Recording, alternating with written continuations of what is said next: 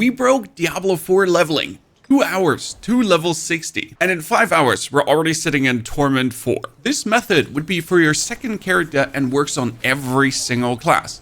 In this example, we're rocking the Rogue. And what we're doing to get this 2-hour leveling done is we're abusing boss powers to the max. And the very fun part, it works into Torment 1, just absolutely demolishing these Torment 1 bosses without using any of your actual class-specific skills. And the main boss power to make this work will be Belial's Eye Beam. After you drink a healing potion, gain 50% damage reduction, and summon an Eye Beam that corrupts enemies for 200,000 damage over 3.5 seconds. In order to not spam this, your healing potion becomes disabled for 5 seconds, which means every 5 seconds you can shoot out this Eye Beam. And the beam pretty much one-hits everything in the expert difficulty. Instead of starting in normal, you already get 125% bonus experience. You could technically go to Penitent, but in Penitent, the Eye Beam does not absolutely demolish elites, and you might need 2 Eye Beams for 1 pack of elites, whereas in Experts, you really overwhelm anything. Bosses, the Hell Maiden, any apparition, whatever you're facing against, just gets lasered. Now you could say, but Pony, what about the Ashava's Poison Breath power, which also does tons of damage? I mean, this is 200,000, this is already 248,000, not on level 20. Ashava's Poison Breath needs you to hit a damage with damage over time damage, and then to keep hitting him to get the Ashava's power to shoot out. And the Ashava's power also shoots out only in one direction. Whereas the Eye Beam has me run into a pack of mobs, activated, and everything is already dead. And then I jump to the next pack, drink my potion again, and jump to the next pack and and just keep killing things. You could technically look at the Wandering Chest Beam. While channeling, you shoot out frost damage. It's not really bad. And it just goes out. But again, this is not hitting any enemy right now. And then as soon as I'm back, it would be hitting enemies again, right?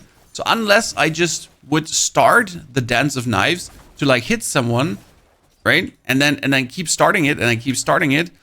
Whereas with the Belial's Eye Beam, you just walk in, drink the potion, and everything dies. Now let's make it even stronger, because we get 3 slots for more boss powers coming your way. First support is Varshan's Lifesteal.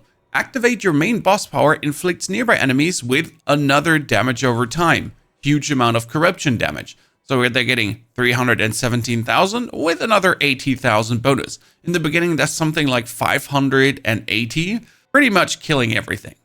You could technically take the Wandering Death Chest Beam as a support, because now you execute things, but due to the nature of the damage over time, the execute has felt quite weird. I would recommend simply taking the Flaming Skull for the more damage over time. It's another 17%. And you can also add the Outlaw Sharpshooter's Eye, which is another 20% bonus damage. The advantage of these two together is that the moment you press the beam, you're just simply applying more damage. And most of the time you're anyways, like on this distance, you would already hit them all with damage over time. And they would then just simply die. And we've been pretty much using this all the way into Torment 1. We got to 60, just jumped Pit 10, 15, 20, all the way to Torment 2. Then we started farming the bosses in Torment 1 to get ourselves the Beastfall Boots, Eyes in the Dark, and the Scoundrel's Leather, plus our good old Banished Lord's Talisman, that we could then swap the build over. And then, this is a Torment 1 boss, Eye Beam, I win. The more Paragon points you have, the stronger the Eye Beam is, because the damage of the beam scales with your dexterity. It doesn't actually do scale with your weapon, because right now we get 232,000 damage. If I put my weapon away, we just have 197,000 damage, because we lost some dexterity and vulnerable damage. But it's not about the actual weapon damage. That doesn't do anything for us. While you're leveling, you should take bonus damage to boost this. Like Exploit, you deal 24% increased damage to healthy or injured enemies. This applies to the Eye Beam. It's not bound to skills or anything. I just deal 24% more damage. I press this against a healthy enemy, over 80%. Bam! He just gets super hit in the face. Or Unstable Elixirs, using a healing potion gives me more damage. Haha. You deal 30% increased damage to distant enemies. Damage? That just simply works. Not your blood skills, your shadow skills. You deal more damage. Let me demonstrate on a brand new Barbarian with the same set of powers. Again, this works for everything. to then help you in Torment 1 or 2 to transition into whatever you want. Run up to your favorite statue and turn that into Expert. Again, could right away go for Penitent if you wish to. To move quicker through our enemies, we'll take the Lunging Strike, have Lunging Strike heal us, and put us into Berserking, which would give us 25% increased damage. As long as we're then in Berserking, our I-Beam does more damage as well. We don't need a core skill, but I'll just be adding Whirlwind to this because it just recently got buffed. And then you'll simply add Belligerence for another 12% bonus damage if you hit someone with a basic skill.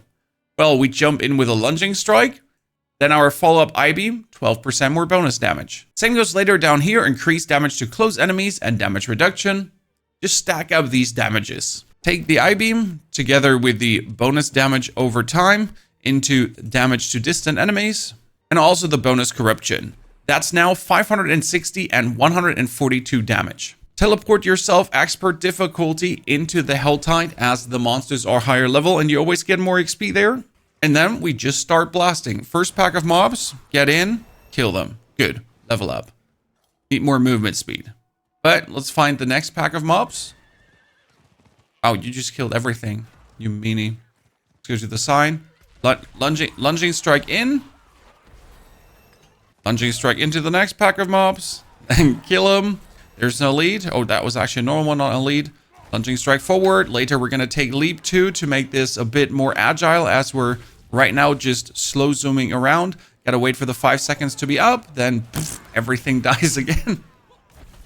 Sure, we could also kill things with our normal attacks, but yeah, on expert it might get hard. Then in order to move a bit faster through the things, let's get more max life. Let's add the leap and the charge. So you pretty much have leap and charge. You can have these brawling skills also put you into Berserking. And then you get leap into charge to move faster through, to then drink a potion, to lunging strike, to lunge, and so on. And that's it. Like, we're just going to be flying to 60 in no time. Don't worry if I get you hooked on the rogue, because the planner to the Dens of Knives leveling into Death Trap will be in the description below. And there's a whole video that's going to follow up explaining the whole Death Trap too, because Death Trap can be a bit complicated, hitting the 275 essence or 225 essence to then get the full reduction of the cooldown, how it all works. What do you say, ladies and gentlemen? You're going to use these boss powers to level up, or you get another method that you would like to share with the community? And if you're looking for the perfect set of activities to do while leveling with these boss powers, here's the video. And down there you can find the best Necromancer build currently in business, which is not Bloodwave, because Bloody Bone Spear is finally on the rise and we're getting a little bit more variety. Enjoy and have a fantastic good day.